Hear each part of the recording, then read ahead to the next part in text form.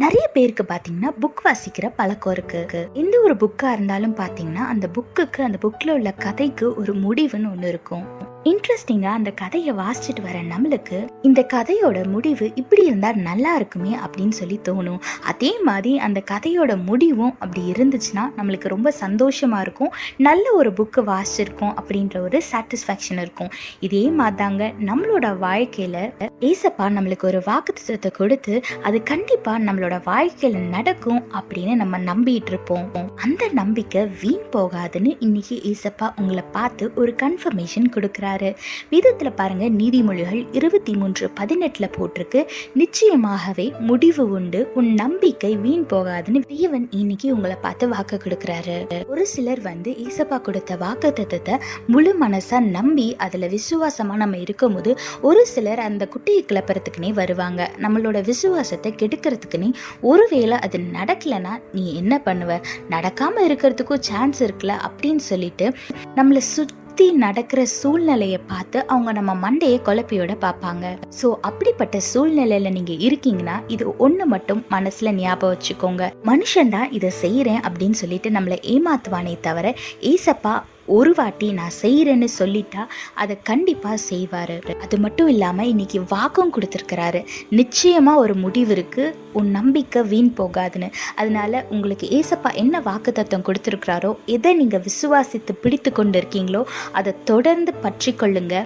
உங்க வாழ்க்கை மாறப்போகுது. ஏசப்பா நீங்க விசுவாசித்ததை இந்த நாட்கள்ல செஞ்சு உங்களை ஆசீர்வதித்து உயர்த்தி வைக்க போறார். அதனால கர்த்தரை பற்றி கொள்ளுங்க, விசுவாசத்துல நிலைத்திருங்க, ஆசீர்வாதமான வாழ்க்கை வாழுங்க. கர்த்தர் உங்களோடு கூட இருந்து உங்களை ஆசீர்வதித்து பாதுகாத்து வழி நடத்துவாராக. ஆமென். Many people have a habit of reading books. All the books and the stories that we are reading has an end.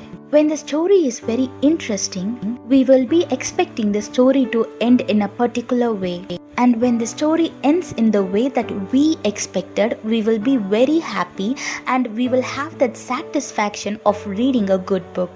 Likewise, in our life, our God has given us many promises, and some people have hold on to the promises that He has given and has been trusting Him with full faith. Our God is promising you today that whatever you have expected will happen today.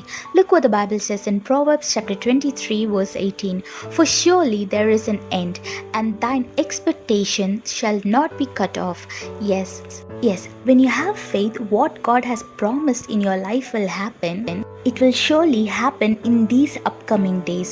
Some people who's around you may try to discourage you by saying, what if it doesn't happen? Because the situation you're facing and what God has promised you is totally different. So what if it doesn't happen? Why are you wasting your time trusting on God? Move on and take some other decisions and take some other steps. People may try to discourage you like this, but today God is saying that He will surely put an end to the tough situation that you are handling, and He will do it according to your expectation. So don't lose hope and hold on to a Lord. He's going to do great things in your life. So start praising Him and start giving thanks to those things that you're going to receive. All the blessings are on their way.